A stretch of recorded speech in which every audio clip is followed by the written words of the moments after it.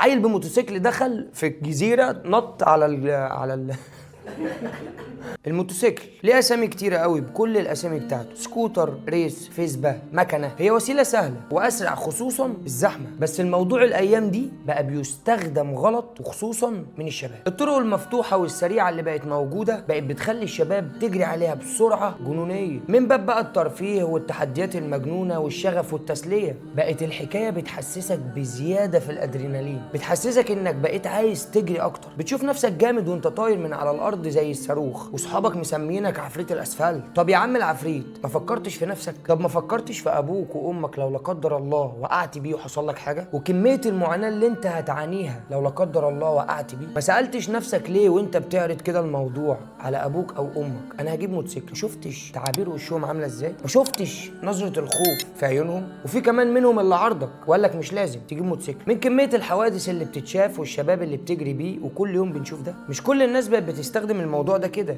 بس انا بتكلم على الاغلبيه اللي بقت موجوده دلوقتي. يا عم فيها ايه لو مشيت بعقل لحد ما وصلت مشوارك؟ فيها ايه؟ انت كده كده ان شاء الله هتوصل، ما فرقتش الكام دقيقه اللي هتجريهم دول وهتوصل بدري. يا عم انت لازم تاخد بالاسباب، وخلي بالك ان حياتك مش لعبه، ولا حياه الاخرين برضو لعبه. هقول لكم على حاجه وتقريبا كلنا بنشوفوها، خصوصا الناس اللي بترجع متاخر وانت مروح كده بالليل او رايح شغلك. ما بتلاقيش كده لما في نص الطريق وفي نصهم حد واقع وجنبه موتوسيكل؟ تروح تسال لا قدر الله حصل له ايه، يقول لك ده كان بيجري وعربيه خبطته، ده كان بيجري بسرعه وطلع على الرصيف ولبس في العمود. وللاسف اصابات الموتوسيكل دوت بتبقى خطيره جدا، ده لو لا قدر الله ما ماتش اصلا. والكلام مش مخصص للموتوسيكل بس، ده كمان العربيات. الشباب اللي بتركب العربيات وبتجري بيها بسرعه مهوله، هو انت عارف قد ايه بتعرض حياتك وحياه الاخرين للخطر؟ يا حبيبي انت ماشي على صواميل، اتقي ربنا في نفسك وفي الناس وفي اهلك اللي قلبهم هيتحرق عليك. ده حتى في مقوله مشهوره بتقول وكلنا عارفينها: ده في العجله الندامه وفي التأني السلام. يا عم حافظ على نفسك، انت ما انتش لاقي حياتك عشان تخاطر بيها. ففي موقف انا شفته وانا ماشي طالع على الكورنيش: عيل بموتوسيكل دخل في الجزيره، نط نط نط على الجنينه. من كتر كثفته واحنا بنجري عليه قام ضحك. انا عارف ان هو بيتألم. تعالى بقى اساله: انت عملت كده ليه؟ قال لك اصل كان وانا عند الاشاره، ده اللي جه بقى وراه بتاع الموتوسيكل، وانا عند الاشاره قال لي ايه مش يلا بينا؟ ويلا بينا ما عرفش يحود، الجدون ما جاش معاه، كمل دخل في الفسقيه.